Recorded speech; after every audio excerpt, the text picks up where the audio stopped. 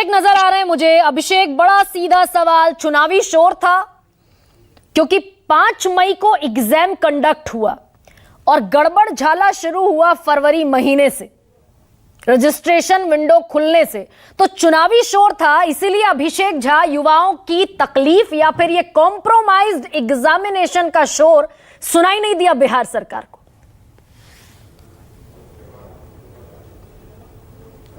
हम इसे एक्सक्यूज नहीं बना सकते हैं गरिमा जी।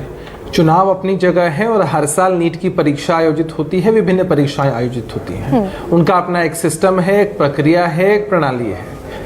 उनको हम चुनाव से जुड़कर नहीं देखते हैं। और दूसरा कि कहीं चूक हुई है तो जवाबदेही बनती है सरकार की, एजेंसीज की जवाबदेही है। मैंने तो पहले भी आपके डिबेट शोज में कहा है कि हम अपनी जवाबदेही से पीछे हटने की बात नहीं करते हैं। कहीं चूक हुई है तो निश्चित रूप से कार्रवाई सुनिश्चित होनी चाहिए। नहीं अभिषेक, मैंने ये सवाल क्यों पूछा ये बता देती हूँ। बच्चों का भविष्य है वो सिक्योर नहीं होगा। हाँ, मैंने ये सवाल क्यों पूछा ये बताती हूँ आपको। ईओयू चल हो जा शुरू। केसरिया से मन जोगी हुआ रे, दिल झूमे देखो पतवारा हुआ रे, दिल झूमे देखो पतवारा हुआ रे। हर पल मनाओ केसरी त्योहार। विमल बोलो जुबान केसरी। 5 मई से चीख चीख कर कह रहा है, जले हुए पेपर मिल गए हॉस्टल की छत पर, एग्जामिनेशन सेंटर से बाकायदा परीक्षा सेटर की निशानदेही पर 3 बच्चों को उठा लिया गया, कबूलनामा आ गया। आपके डीआईजी इकोनॉमिक ऑफेंस यूनिट के मानवजीत ढिल्लों, उन्होंने कहा पोस्ट डेटेड चेक मिल गए। एनएच खान साहब ने कहा very much suggestive of paper leak. लेकिन 4 जून को नतीजे आने तक बिहार सरकार को फुर्सत नहीं मिली कि इस पर एक स्टेटमेंट जारी करते, अपनी इन्वेस्टिगेशन एजेंसी को, अपनी पुलिस की इन्वेस्टिगेशन को कम से कम सपोर्ट करते हुए दिखते। एकदम चुप्पी, एकदम खामोशी पूरा एक ऐसा नहीं है गरिमा जी, मैं इस बात से नहीं ऐसा नहीं है गरिमा जी। हम इस बात से इत्तेफाक नहीं रखते हैं इस संदर्भ में कि चूंकि जांच स्वतः संज्ञान के हिसाब से हुई और बहुत सारे तथ्य पहले ही सामने आए और केपेबल एजेंसियों ने जांच करके तथ्यों को डिपार्टमेंट्स के पास रख दिया था।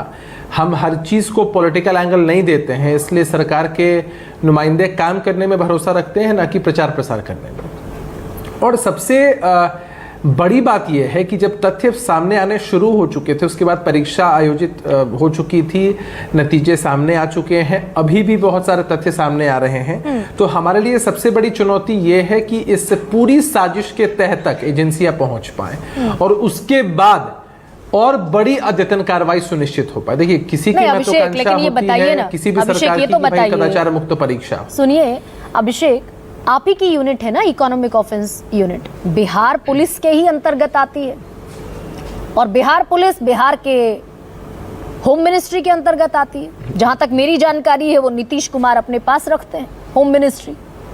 अभी कुछ बदलाव हुए हैं उसमें, हो सकता है मुझे थोड़ा कोर्स करेक्शन करना पड़े, अगर मैं गलत हूं तो मुझे बताइएगा। तो उस बिहार पुलिस ने जो सारे दस्तावेज 5 मई के बाद से खंगालने शुरू किए, बताइए एक भी स्टेटमेंट है क्या बिहार सरकार का? नहीं, गरिमा जी, उसको उस लिहाज से मत देखिए। आपने जो भी तथ्य कहे हैं सही बात है, होम मिनिस्टर नीतीश कुमार जी ही हैं, डिपार्टमेंट उनके पास है। मसला यह है कि जब इस तरह के संगीन मामले सामने आते हैं तो जरूरी नहीं है कि सरकार का जो पक्ष है या डिपार्टमेंट का जो पक्ष है वो मीडिया के सामने क्लियर हो। मीडिया में तो ट्रायल होना नहीं है। महत्वपूर्ण ये होता है कि अगर कहीं कोई सुराग मिल रहे हैं तो कॉम्पिटेंट एजेंसी उसकी जांच करके आगे उसको कैरी फॉरवर्ड कर पाए ताकि अद्यतन कार्रवाई सुनिश्चित हो पाए। अच्छा, सबसे बड़ी चीज क्या हो सकती है आज? सबसे बड़ी दुविधा क्या है डिपार्टमेंट के सामने कि तथ्य लगातार सामने आ रहे हैं। एक तरफ परीक्षा रद्द करने की मांग है और दूसरी तरफ इतनी बड़ी परीक्षा जिसमें लाखों की संख्या में लोग शामिल, बच्चे शामिल हुए हैं, अभ्यर्थी शामिल हुए हैं, उनके साथ कोई नाइंसाफी ना हो, इसकी भी बड़ी चुनौती है। नहीं, लेकिन नाइंसाफी तो हुई अभिषेक, मैं एक उदाहरण देने की कोशिश करता हूं। हाँ, कि एक बड़ा ड्रम है। हाँ, कहिए प्लीज, कैरी ऑन। हम इस बात से इनकार नहीं करते हैं। एक छोटा उदाहरण है कि एक बड़े से ड्रम में पानी भरा है और किसी ने एक बूंद जहर टपका दिया है। अब उस एक बूंद जहर का प्रभाव किस कोने में है इसको खोजना बड़ा मुश्किल हो रहा है। तो एजेंसियां उस तरह से चल रही हैं, जहां भी जहर है, जहां भी त्रुटियां हैं, गड़बड़ियां हैं, उसको आइडेंटिफाई कर लिया जाएगा और कठोरतम कार्रवाई सुनिश्चित करने के साथ साथ कठोरतम फैसले लेने के लिए सरकार प्रतिबद्ध है। क्या है अभिषेक वो कठोरतम फैसला? के साथ खिलवाड़ क्या अगर हम 9 दिन में 3 परीक्षाएं रद्द कर सकते हैं तो क्या इतने सारे सबूतों के बाद नीट अंडर ग्रेजुएट परीक्षा रद्द नहीं होनी चाहिए? क्या है वो कठोरतम फैसला?